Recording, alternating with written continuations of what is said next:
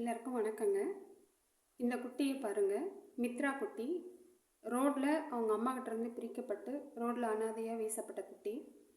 நல்ல வேளை நான் பார்த்து வீட்டுக்கு எடுத்துகிட்டு வந்துட்டேன். ஏற்கனவே 3 குட்டிங்களை அந்த மாதிரி தான் கொண்டு வந்து போட்டுட்டு எல்லாமே வண்டியில் அடிபட்டு செத்து போச்சு. 1 மாதம் நான் வச்சு மெயின்டைன் பண்ணேன்னா வீட்டுக்கு எடுத்துகிட்டு வந்தால் எல்லாத்துக்கும் இங்கே இருக்கிறவங்களுக்கு பார்வை வந்துடுதுன்னு சொல்லிவிட்டு வேக்சின் போட்டு தான் வச்சுருக்கேன். இருந்தாலும் வந்து போன டைமு ஒரு 3 குட்டி பிடிச்சிட்டு வந்து எங்கள் குட்டி ஒரு 4 குட்டி இறந்து போச்சுங்க.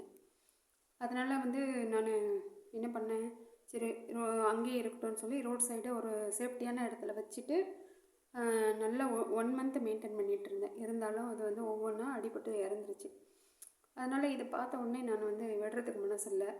கண்டிப்பாக வந்து நம்ம தெரிஞ்சே தவறு பண்ணக்கூடாதுங்கிறதுனால வீட்டுக்கு எடுத்துகிட்டு வந்துட்டேன். மித்ரான்னு பேர் வச்சுருக்கேன். ரொம்ப நல்ல பாப்பா, அறிவான பாப்பா, அழகான பாப்பா, ரொம்ப ரொம்ப நல்ல பாப்பாங்க. நல்லா குழைக்குது, நைட் எல்லாம் பாவம் குழைச்சிட்டே இருக்குது.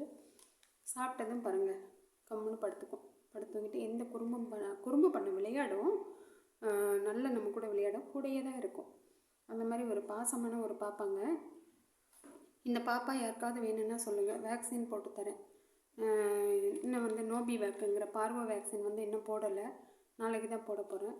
நான் சொல்ல வந்தது என்னென்னா, இந்த அடாப்ஷன் வாங்குறவங்க கொஞ்சம், அடாப்ஷன் கொடுக்குறவங்களையும் கொஞ்சம் மனசில் வச்சுக்கோங்க. ஏன்னா வளர்த்து அதை பாதுகாத்து ஒரு பாசமாக வச்சுருந்து வளர்த்திட்டு தான் அவங்க வந்து அடாப்ஷன் கொடுக்குறாங்க, வேறு வழி இல்லாமல் கொடுக்குறாங்க. ஆனால் அடாப்ஷன் வாங்குறவங்க வந்து என்னென்னா, எல்லாரையும் நான் சொல்லலை, சிலர் வந்து ஒரு பெருமைக்காக வாங்குறது அல்லது பொழுதுபோக்காக வாங்குறது. வீட்டில் வந்து பையன் ஆசைப்பட்டுச்சு, பொண்ணு ஆசைப்பட்டுச்சுன்னு சொல்லிட்டு வாங்குறது. அப்புறம் யாராவது வந்து ஏதாவது கமெண்ட் பண்ணிட்டா, இல்லை இது எதுக்கு வளர்த்துறீங்க, இது எதுக்கு அப்படின்னு சொல்லிட்டா கொண்டு போய் எங்கேயாவது திரும்ப குப்பையில் கொண்டு போய் போட்டுறது. ஏற்கனவே குப்பையிலேருந்து வந்த குட்டிங்க இப்போ அவன் திரும்பவும் கொண்டு போய் குப்பையில் வீசி எறிஞ்சிறது. அது இருந்த இடத்துலையே இருந்தால் கூட அதுங்களுக்கு ஒரு பாதுகாப்பு, நிம்மதியாக இருக்குங்க. சாப்பாடே இல்லைன்னா கூட நிம்மதியாக பட்னியாக கிடத்திருப்பாங்க. ஆனால் இடத்த மாற்றி இந்த ஊர்லேருந்து வேறு ஊருக்கு கொண்டு போய் அதை கொண்டு போய் குப்பையில் போடுறது, அது எதுவுமே வந்து நியாயம் கிடையாது, ரொம்ப தப்பு. அந்த மாதிரிலாம் பண்ணிகிட்ருக்காங்க.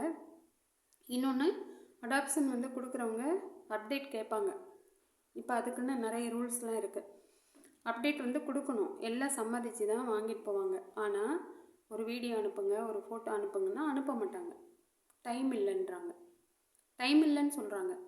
அப்போ ஒரு வீடியோவோ ஒரு ஃபோட்டோவோ எடுத்து அனுப்ப டைம் இல்லைன்னா எப்படி அவங்க வந்து அதுக்கு சாப்பாடு போடுறதுக்கு டைம் இருக்கும், அதை நோய் வந்தால் பார்க்குறதுக்கு டைம் இருக்கும், அதை பாதுகாக்கிறதுக்கு எப்படி டைம் இருக்கும்னு எனக்கு தெரியலைங்க. இந்த சந்தேகத்துக்கு யாராவது பதில் இருந்தால் சொல்லுங்கள். இதெல்லாம் எவ்வளோ பெரிய தப்பு. நம்ம ஒரு ஆதங்கத்தில் ஒரு பாசத்தில் தானே கேட்குறோம், அதை புரிஞ்சிக்க மாட்டேங்கிறாங்க. அதே போல் கண்டிப்பாக வந்து கடைசி வரைக்கும் யார் இதை காப்பாற்றணும்னு நினைக்கிறீங்களோ, ஆசைப்படுறீங்களோ அவங்க மட்டும் அடாப்ஷன் வாங்குங்க. மற்றபடி பேருக்கெல்லாம் தயவு செஞ்சு வாங்காதீங்க. கொண்டு போய் 4 நாள் வச்சுருந்துட்டு வீட்டில் ஆகி போச்சு, உச்சா போச்சு, மேலெல்லாம் உனி வந்துருச்சு அப்படின்னு சொல்லிட்டு கொண்டு போய் ரோட்டில் விட்டுறாதீங்க.